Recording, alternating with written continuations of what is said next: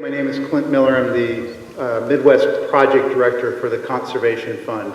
And I'm the guy behind the scenes that put the project together. For me, it really started with Kirsten Alvey-Mudd, who as a child had gone and visited the former lime kiln mine. Well, she went back again as the executive director of the Missouri Bat Census. Well, after consulting with some of the recognized experts here in Minnesota, Shelley Kolatsky from the Missouri Department of Conservation and Shauna Marquardt from the Fish and Wildlife Service, they figured out they had a pretty special find.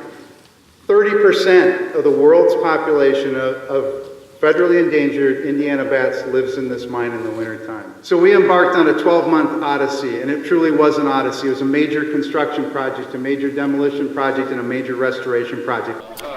It has turned a piece of property that was really dangerous and attracting the wrong type of folks up into this area into not only just a jewel for the city, but excellent recreation for everyone and protecting the bats themselves, which was why I was in it in the first place, growing up and loving it and then wanting them to be preserved into the next generations. Yeah, my hope for this preserve is that it just continues to keep growing. The whole goal of it was to conserve this area for the bats and just for the other nature, and it's been so great so far, and the hope is that the people continue to love it. I mean, we've got high school kids that are naming trails and coming out here and taking ownership of it at an early age, and that's kind of the hope, is that it's still here 30, 40, 50 years from now. So.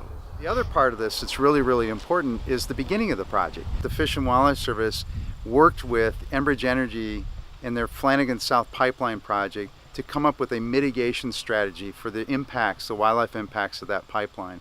And the wildlife impacts, what they try to do is they try to avoid sensitive areas, and then if they can't avoid them, they mitigate. They try to do something on site that they can will benefit the wildlife.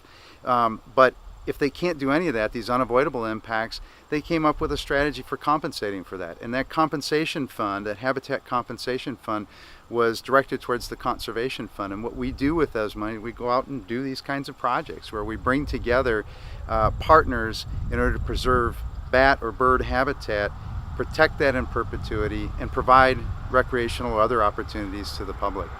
I think the biggest thing I heard today was how this was such an unknown, like a gem that no one had discovered yet, that these bats were all coming into this cave, and how incredible that is, and the sheer numbers, 170,000.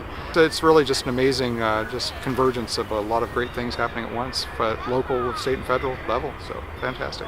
What makes me most proud of this project is being able to provide the opportunity for a group of amazing people to have such a great preservation site.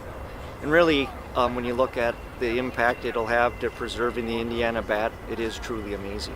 I really want to take my grandkids here someday and have them get the same experience that the woman who discovered or rediscovered the bats here had, a couple years ago, where she walked up, she saw this incredible, mine entrances. I mean, these are enormous mine entrances. And then she saw all these bats. And I want my kids to have that kind of opportunity. And the great thing is, I think the spirit and the commitment of the City of Hannibal is going to make that happen. They're going to continue to embrace and work with this park so that it's going to be one of the top assets in the community. They live in caves, and they come out at night. That's nocturnal. And right when the sun's going down, they come out. Right when the sun comes up, they go back in the cave. That's what they do.